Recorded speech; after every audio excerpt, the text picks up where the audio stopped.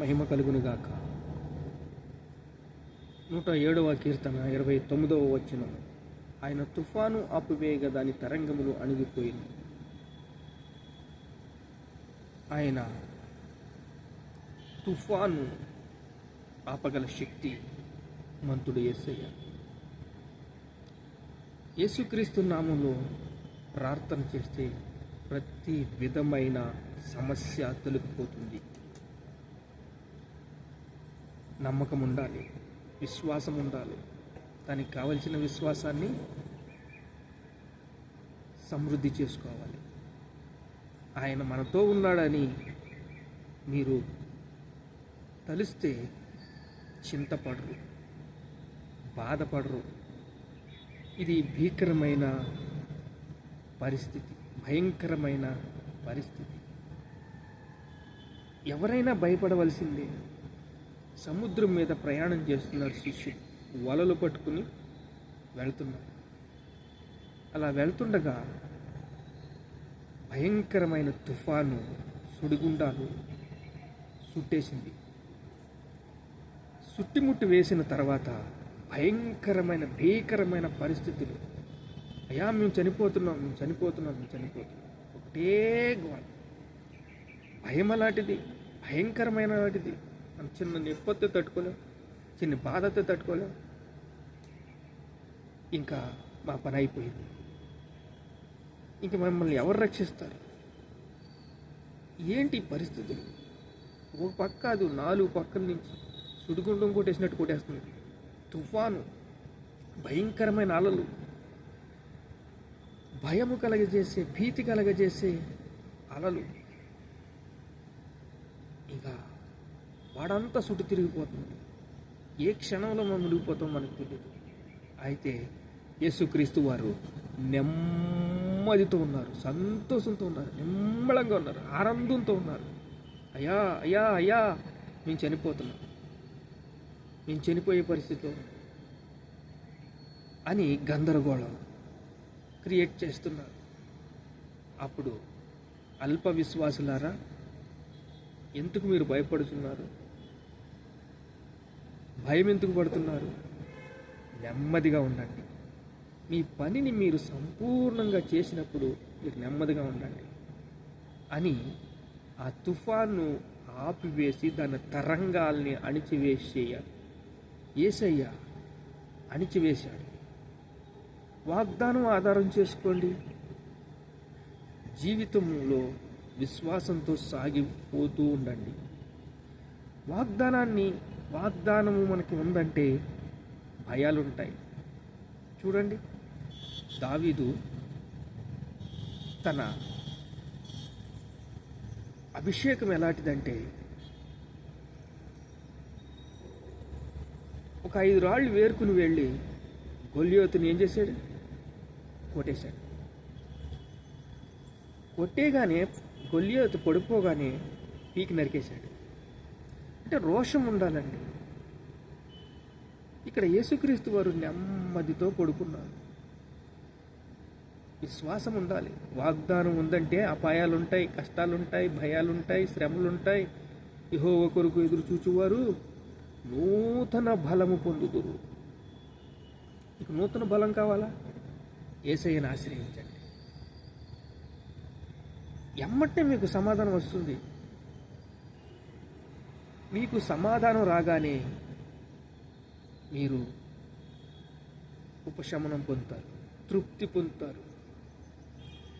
వాగ్దానం ఆధారం చేసుకున్నప్పుడు మాత్రమే ఇది జరుగుతుంది. జీవితంలో విశ్వాసంతో పాటు సాగిపోతూ ఉంటే నిత్యమైన నిరీక్షణకు ఒక శక్తి ఉంది.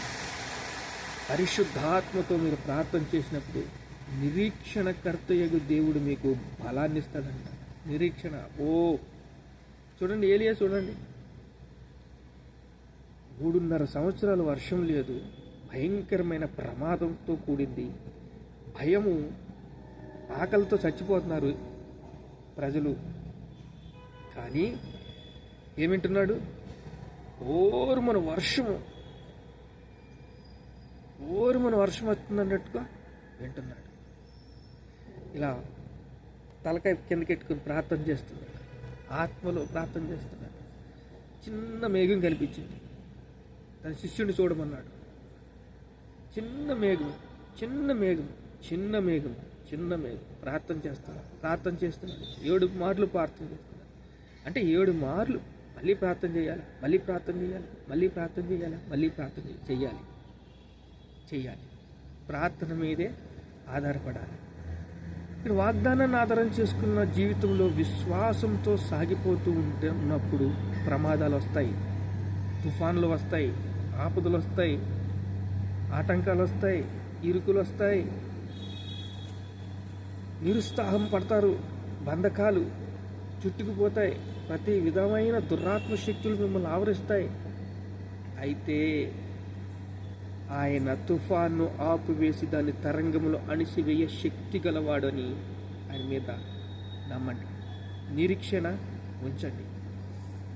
శ్రమకు తాళలేక వారు యెహోవాకు మొరపెట్టిరి.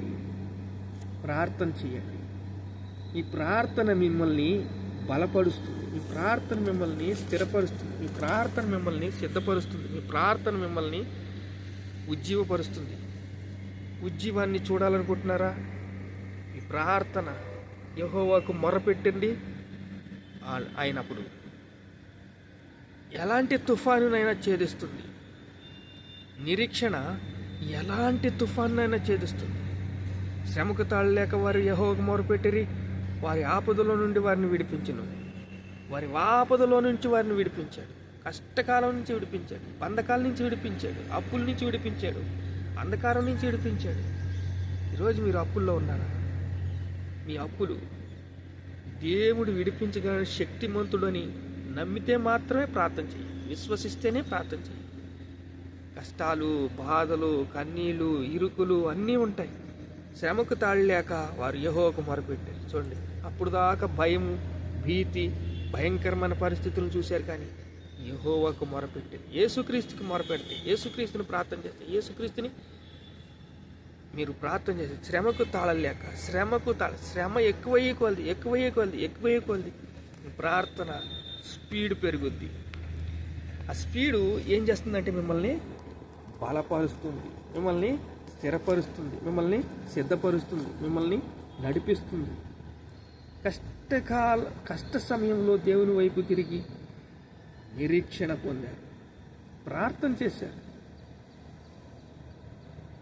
ప్రోత్సాహము, ఏదైనా వాక్యం చూసినప్పుడు ప్రోత్సాహం మిమ్మల్ని ఆనందపరుస్తుంది.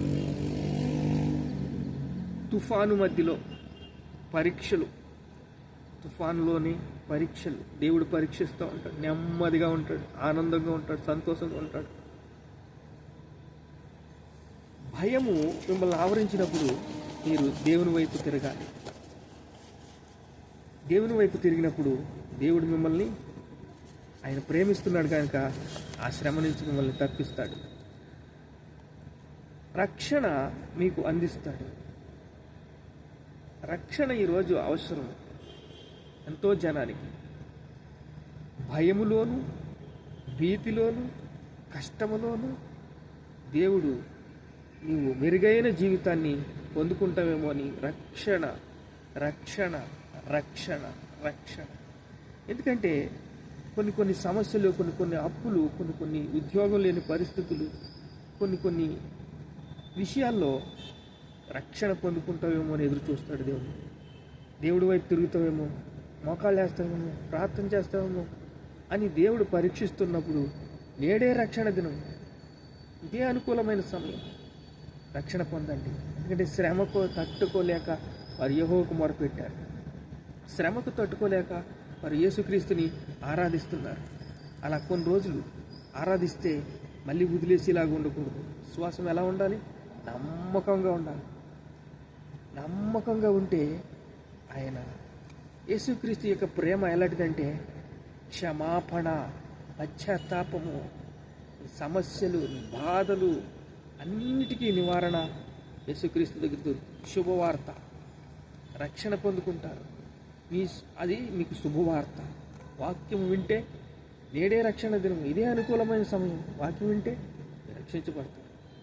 శ్రమకు తాళలేక యెహోవాకు మొరపెట్టిన అలా రక్షణ పొందుకోవాలని దేవుడు ఎదురు చూస్తున్నాడు. అలా శ్రమలు మన మంచికే వచ్చాయి. ఆ శ్రమల్లో మీరు ఆనందం పొందుతారు, సంతోషం పొందుతారు, సమాధానం పొందుతారు. ఆ సమాధానంతో మిమ్మల్ని దేవుడు మంచి రేవుకు నడిపిస్తాడు. ఆయన మొరపెట్టగానే, ఈ ప్రార్థన చేయగానే మీకు బాధపోయింది అనుకోండి, కొంచెం మళ్ళీ యథాతథి వ్యవహారమే. అలా ఉండకూడదని దేవుడు మీకు పరీక్షించినప్పుడు దేవుడికి ఆనందకరంగా, సంతోషకరంగా, సమాధానకరంగా మీరు జీవించాలని, దేవుడిని అంటపెట్టుకుని ఉండాలని, దేవుడి వైపు తిరగాలని, నరకానికి వెళ్లకుండా, నిత్య నరకాగ్నికి పాలైపోకుండా, నిత్య నరకమునికి, నాశనానికి వెళ్ళిపోకుండా మిమ్మల్ని కాపాడాలని యేసయ్య కొన్ని శ్రమలను మీ దగ్గరికి పంపిస్తాడు. ఆ శ్రమలకు మీరు విధేయులైతే, కట్టుబడితే రక్షణ పొందుకుంటారు. తుఫాన్ లాంటి శ్రమలు దేవుడు ఆపగలడు, కానీ ఆ శ్రమల వల్ల నువ్వు మెరుగైన జీవితాన్ని పొందుకుంటామని, సంతోషం పొందుకుంటామని, సమాధానం పొందుకుంటామని దేవుడు ఆశిస్తున్నాడు. ప్రార్థన చేసుకుంటాం. మహాపరిశుద్ధుడు అని తండ్రి, స్తోత్రాలు, స్తోత్రం నాయనా, నీకు స్తోత్రం. మమ్మల్ని బలపరిచో, స్థిరపరిచో, సిద్ధపరిచో, మెరుగైన వాక్యం ఇచ్చే తండ్రి. అయ్యా, మంచి ఆహారం ఇచ్చే తండ్రి, మంచి ఆహారంతో మమ్మల్ని పోషిస్తున్నావు తండ్రి. అయా, కష్టాల్లో, బాధల్లో, కన్నీటిలో అయా ప్రభువా మమ్మల్ని జ్ఞాపకం చేసుకుని మాకు రక్షణ ఇచ్చావు తండ్రి. అలాగే తండ్రి ప్రభు, శ్రమల నుంచి విడిపించావు, బలపరిచో, స్థిరపరిచో, సిద్ధపరిచో. నీకే సమస్త మహిమ, ఘనత, ప్రభావాలు చెల్లిస్తున్నావు తండ్రి.